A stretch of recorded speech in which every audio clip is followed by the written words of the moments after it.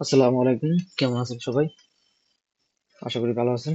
আজকে ভিডিওতে দেখাবো ফাইল সেভ ফরম্যাট, ঠিক আছে? পিএনজি, জেপিজি আর অন্যান্য ফরম্যাটেও কিভাবে সেভ করবেন আপনি ওটা দেখাবো। পিএসডি তে, এআই তে কিভাবে সেভ করবেন ওটা দেখাবো। দেখেন, এখন আমি এআই তে আছি, মানে অ্যাডোবি ইলাস্ট্রেটরে আছি। দেখেন, এখানে আপনি এআই তে সেভ করবেন কিভাবে। এই যে আপনার ধরেন এই আর্টবোর্ডের মধ্যে ডিজাইনটা আছে, আপনি সেভ করবেন কিভাবে এটা জানি আবার এডিট করতে পারেন। হ্যাঁ, এটা যদি আবার এডিট করতে পারেন তো কিভাবে সেভ করবেন। এই যে উপরে ফাইলে যাব, ফাইলে যেয়ে সেভ অ্যাজ দিব। আমি কখনো সেভ রেকমেন্ড করব না, সেভ অ্যাজ দিব। ঠিক আছে, আপনি যদি সেম ফাইল দ্বিতীয়বারও যদি বানান তাহলেও সেভ অ্যাজ, আর নর্মাল প্রথমবারও যদি বানান তাহলেও সেভ অ্যাজ ইউজ করবেন, এটা ভালো বেশি। ঠিক আছে, আর দেখেন সেভ অ্যাজ আমি দিচ্ছি। তো আমি এখানে আমি সেভ করব না, আমি ফোল্ডার সিলেক্ট করছি ডেস্কটপ। ঠিক আছে, ডেস্কটপে আমি ডাউনলোড করব। তো দেখেন ডেস্কটপ ফোল্ডার সিলেক্ট করছি, আর তারপর আমি সেভ দিলাম, তারপর আরেকবার ওকে। সেভ হয়ে গেছে মনে হয়, দেখি। হুম, এই যে দেখেন অনলাইন শপ, এই যে এটা, এটা ঠিক আছে। এখন দেখেন এআই তে আরেকটা ভালো জিনিস আছে যে পার্টিকুলার যে কোনো একটা আপনি আপনার ডিজাইন ওইটাও ডাউনলোড করার সুবিধা আছে। ঠিক আছে, তো ওইটাতেও যাচ্ছি, আগে দেখি পিএনজি পিএসডি কয় ভাবে করা যায়। এখানে দেখেন পিএনজি ছবি সেভ করবেন কিভাবে। এক্সপোর্ট, ফাইলে যে এক্সপোর্ট, সেভ এসেও আসে, কিন্তু সবসময় আসে না। দেখেন এখানে পিডিএফ, ইপিএস, এসভিজি অপশন আছে। এখন দেখাবো কিভাবে ছবি সেভ করবেন আর কি, ছবিটাই সেভ করবেন। এক্সপোর্টে যাব, এক্সপোর্ট অ্যাজ, ঠিক আছে, এক্সপোর্ট অ্যাজ, এই তো জেপিজি, পিএনজি, বিএমপি, তারপর ডিডাব্লিউজি। হ্যাঁ, তো এভাবে আপনি পিএনজি সেভ করতে পারবেন, পিএনজি সেভ করতে পারবেন।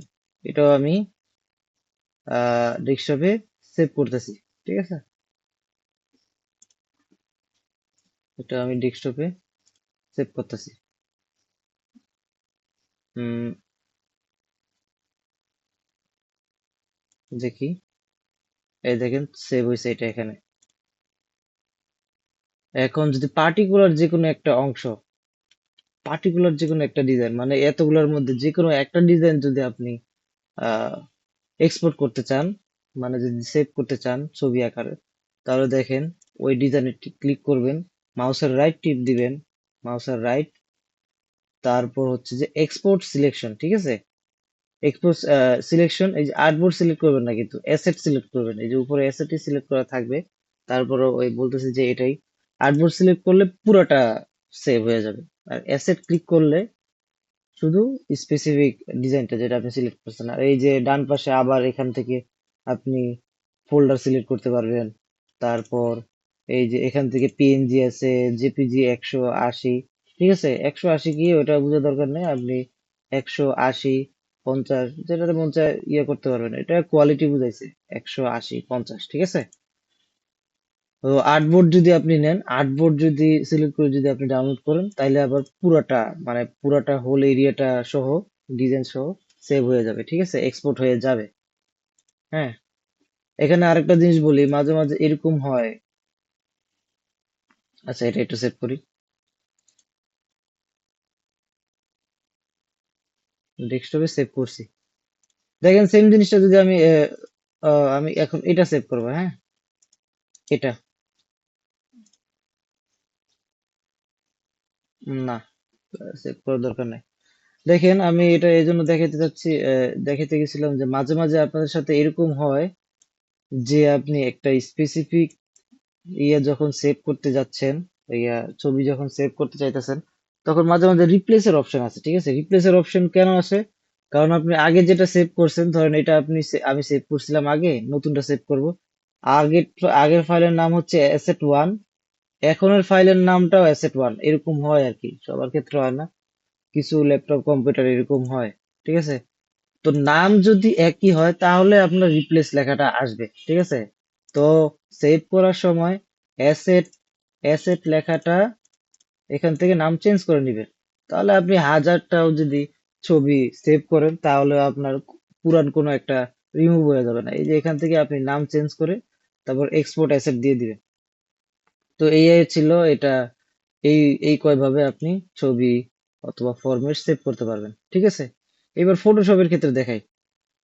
আরো একটা মানুষ আরো শর্টকাট খুঁজে, ঠিক আছে? শর্টকাট খুঁজে এটা কি, এতটুকু সাইজ স্ক্রিনশট দিব। স্ক্রিনশট নিলে কিন্তু এটা আপনার সেভ করা হলো না।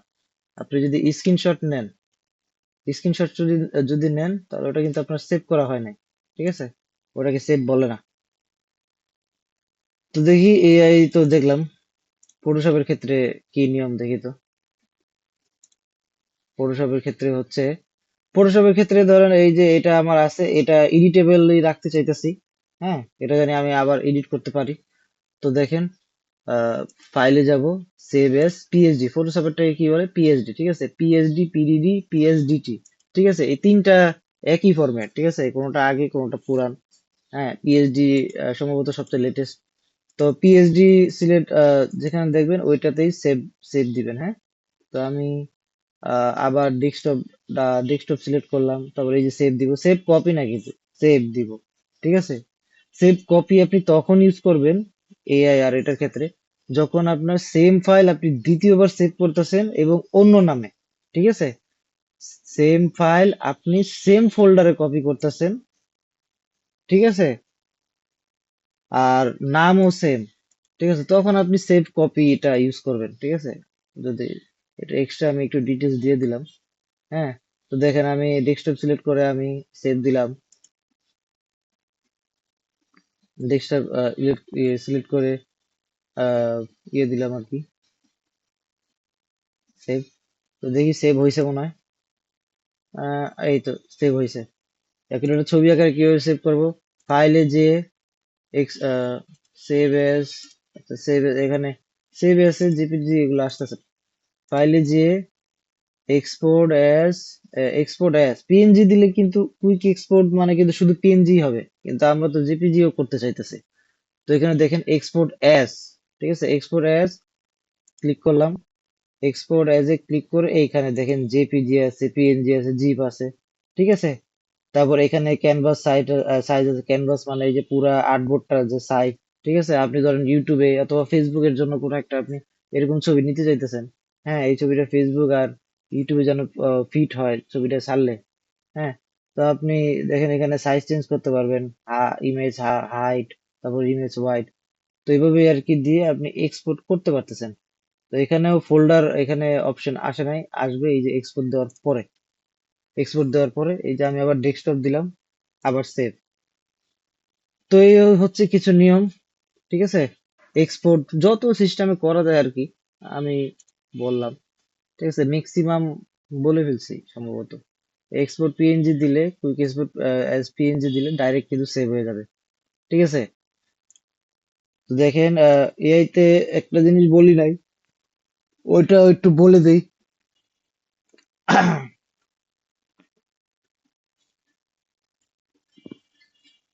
এআই তে একটা জিনিস বলি নাই, সেটা হচ্ছে যে কোনো ক্ষেত্রে আপনার যদি এরকম হয়, আর্টবোর্ড আরেকটা নিচ্ছি আগে। আর্টবোর্ড দেখেন, এটা আর্টবোর্ডের অপশন। আর্টবোর্ড আমি আরো একটা নিব, ঠিক আছে?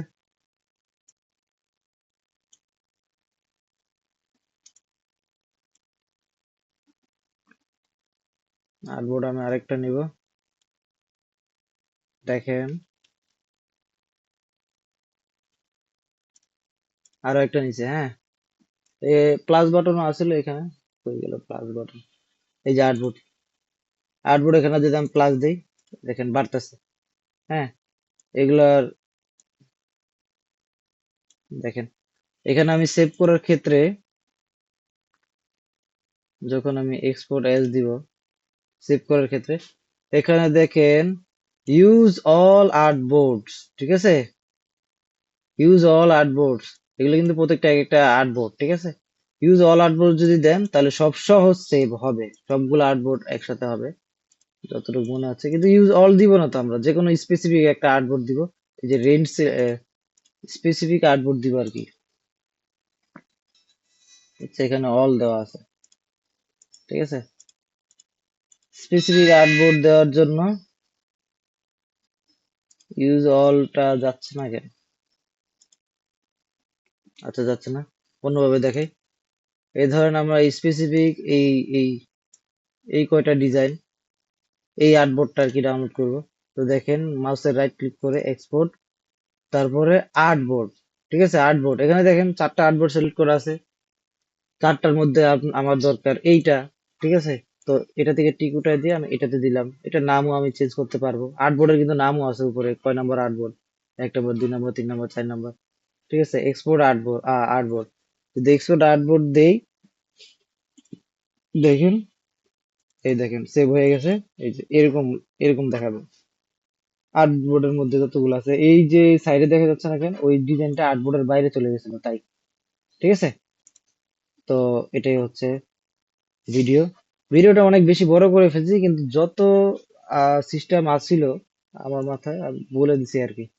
হ্যাঁ, এক্সট্রাও কিছু বাকি থাকতে পারে, কিন্তু ম্যাক্সিমাম জিনিস আমি কভার করছি ভিডিওতে। ধন্যবাদ সবাইকে।